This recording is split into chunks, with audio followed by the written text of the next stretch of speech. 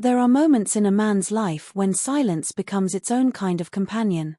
Not by choice, not by punishment, but by the slow accumulation of years spent navigating the world without someone by his side. The longer a man has been without a relationship, the more he learns to build rooms within himself, safe rooms, quiet rooms, rooms where he is both the architect and the inhabitant. And yet, in that very architecture lies a story most people never see. A story of longing wrapped in discipline, of strength wrapped in restraint, of desires folded carefully between the pages of responsibility and routine. When a man spends a long time without a relationship, emotional distance and emotional depth begin to intertwine in ways that are both surprising and deeply human. Time alone does not simply create a void, it shapes him, layer by layer, into someone who has learned to navigate his world through introspection rather than interaction. What others may interpret as emotional distance is often the result of long periods of self-reliance, where he has trained himself to carry his own emotions quietly instead of sharing them openly. But beneath that quiet is a depth he may not even fully recognize. Solitude gives him space to reflect, to understand his own fears and desires, and to build a vocabulary for feelings that he never had to articulate before.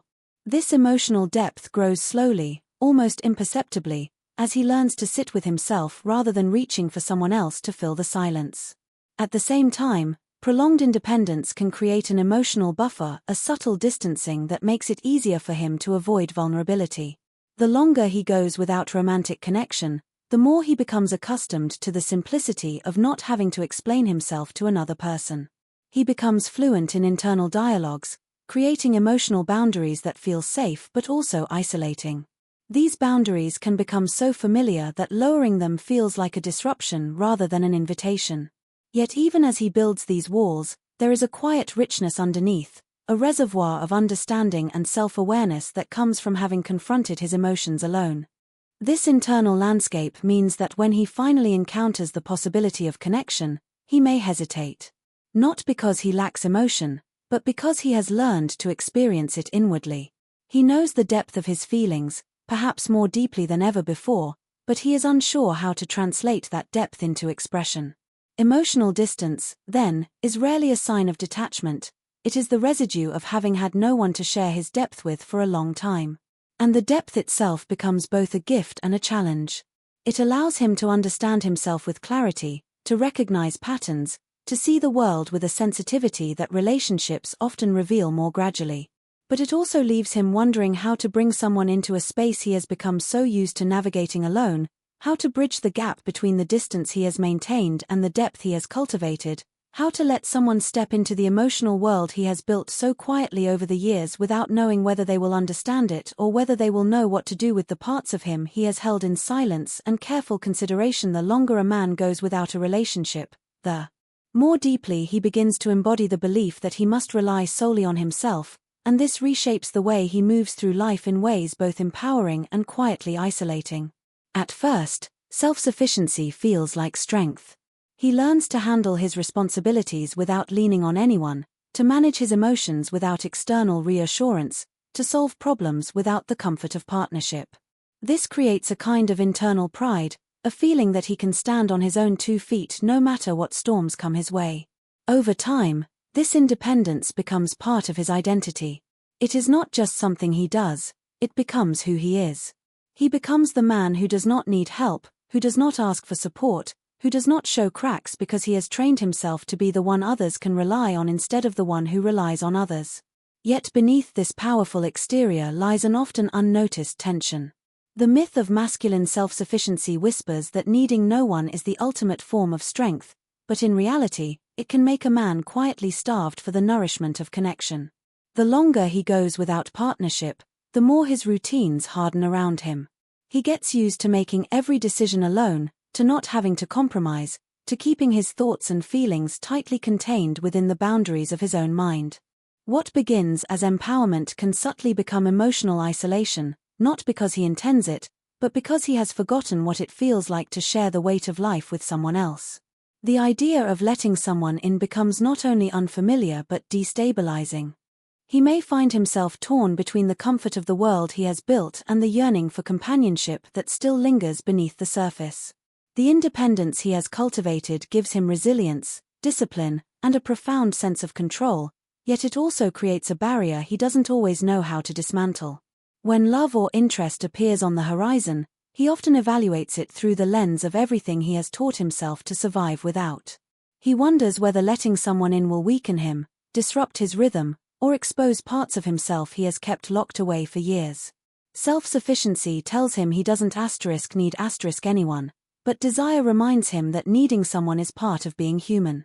This inner conflict becomes a quiet struggle between the man he has become through solitude and the man he could become through connection, a balance between strength and softness, autonomy and intimacy, self-reliance and the courage to let someone share the space he has so carefully learned to hold on his own. When a man has lived without a relationship for a long time, vulnerability begins to feel like unfamiliar territory, even though it is something he deeply desires. He learns to navigate life without exposing his softer parts, without opening doors that might lead to emotional risk. Over time, this becomes second nature. He becomes skilled at presenting strength, composure, and steadiness, because these qualities make solitude easier to bear. Vulnerability, which once may have felt natural, now feels like a foreign language he hasn't spoken in years. He begins to treat his emotions with caution, storing them carefully rather than offering them freely, because he has grown used to being the only keeper of his inner world. This distance from vulnerability does not come from a lack of emotion but from a prolonged period of not having anyone to share those emotions with. Without regular intimacy, emotional or relational, he forgets what it feels like to trust someone with the parts of himself that do not appear flawless or fully assembled. He questions whether anyone would understand those parts, whether anyone could hold the weight of his fears, insecurities, or quiet hopes. And because he doesn't practice expressing them, he begins to believe they are better kept inside. What he does not realize is that this habit slowly turns vulnerability into something that feels threatening. It becomes easier to hide his true feelings than to risk being misunderstood or rejected. As time passes, he becomes torn between two opposing forces. One is the instinctive human need for closeness and intimate connection where he can be seen without pretense. The other is the fear that revealing himself will lead to loss, disappointment, or the unraveling of the emotional stability he has worked so hard to maintain. The longer he suppresses vulnerability, the more powerful this fear becomes. He may want to open up, but the moment he senses emotional exposure, he retreats behind familiar walls. Those walls are not built to keep others out, they are built to protect the fragile parts of himself that he is afraid to let anyone witness. Yet beneath these defenses is a longing that never disappears. He wants someone to understand him, to feel close to him, to see the man beyond the resilience and independence.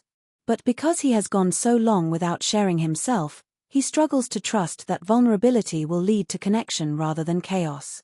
He wonders how to let someone in without losing the equilibrium he has established. He questions whether vulnerability will make him feel alive or unsteady, whether it will bring closeness or expose wounds he has quietly carried alone. And so he stands at the threshold of connection, wanting to step forward but fearing the emotional nakedness required, caught between the comfort of distance and the deep hunger to be known in ways he has not allowed himself to be for a very long time. When a man spends many years without a relationship, he begins a quiet but profound process of rewriting his identity, often without realizing it. In the absence of a partner to mirror back who he is, he becomes both the observer and the observed. He evaluates himself not through shared experiences, but through solitary reflection. He questions what he truly wants, what he truly believes, and who he is outside the expectations he once carried. Without the roles he may have played in past relationships, provider, protector, supporter, companion, he is left with a blank canvas on which he must redraw his sense of self. This can be freeing, but it can also feel disorienting. The absence of partnership forces him to ask questions he may not have confronted otherwise, questions that challenge the very foundation of his identity. In this solitude, he begins to discover aspects of himself that were previously muted by the presence of another person. He learns what brings him peace, what sparks his curiosity, what drains his energy, and what parts of him have been waiting quietly for expression. With no one else's expectations shaping his behavior, he becomes more aware of his own authenticity. But authenticity, when formed alone, can become rigid. He develops preferences, routines, and habits that make perfect sense to him but may not easily accommodate another person. He creates a life built entirely on his own needs, and in doing so, he becomes deeply connected to his individuality, but sometimes at the cost of emotional flexibility. This reinvention of identity can also bring unresolved parts of his past to the surface. Old heartbreaks, mistakes, disappointments, or versions of himself he once tried to outrun begin to reappear in the silence. He is confronted with who he was, who he is, and who he is afraid he might still become. Without the distraction of a partner, he must face these internal stories. Some of them empower him. Others haunt him. And all of them contribute to the identity he continues to reshape. The longer this solitary rewriting continues, the more he wonders how this new identity will fit alongside someone else. He may fear that who he has become in solitude will not be understood or accepted by another person. He may worry that inviting someone into his life means sacrificing parts of himself he has grown to rely on. He may question whether he remembers how to merge two realities into one shared space. These uncertainties do not make him unsure of who he is, they make him unsure of how who he is will exist in relationship. And so he stands in the in-between, aware that his identity has evolved through solitude, yet uncertain of how it will respond to love, compromise, or the vulnerability of allowing another person to witness the self he has been quietly reconstructing over the years. When a man has been without a relationship for a long time, he often finds himself caught between two powerful emotional forces: the deep desire for connection and the equally deep fear of losing the stability he has built alone. This tension becomes a quiet internal struggle, one that shapes how he approaches intimacy, trust, and the possibility of letting someone into his carefully constructed world. Over the years, he has created a life that functions smoothly on his terms. He knows how to manage his time, his space, and his emotions without interruption. This stability becomes a source of pride, but also a source of protection. It shelters him from chaos, from conflict, and from the unpredictability that relationships inevitably bring. Yet beneath that stability lies a longing he cannot ignore, the longing to be close to someone, to feel understood, to experience the warmth and tenderness that only intimacy can provide. The desire for connection does not fade simply because he has lived without it. In fact, solitude often intensifies it. He imagines what it would feel like to share his thoughts with someone who listens, to exchange affection, to feel emotionally safe in the presence of another person. He may crave these experiences more deeply than he allows himself to admit. But right alongside this longing is a fear that feels equally powerful, the fear that letting someone in will disrupt the equilibrium he has spent years building. He worries that connection will demand vulnerability. Vulnerability may lead to emotional risks. And emotional risks may lead to pain he has avoided for a long time. This conflict becomes even more complex when he encounters someone he genuinely likes. Attraction pulls him forward, while fear pulls him back. He wonders whether he will lose his sense of control, whether compromise will feel like sacrifice, whether emotional closeness will expose wounds he has kept hidden. At the same time, he knows that isolation offers no true substitute for intimacy. He understands that the very thing he fears is also the thing he desires most deeply. This paradox can make him hesitant, guarded, or slow to trust, not because he lacks interest, but because he is trying to protect both the life he has built and the heart he has kept safe within it. The longer he navigates this internal tug-of-war, the more he realizes that connection and fear are not opposites but intertwined realities. Wanting love does not erase the fear of losing balance, and fearing loss does not eliminate the longing for closeness.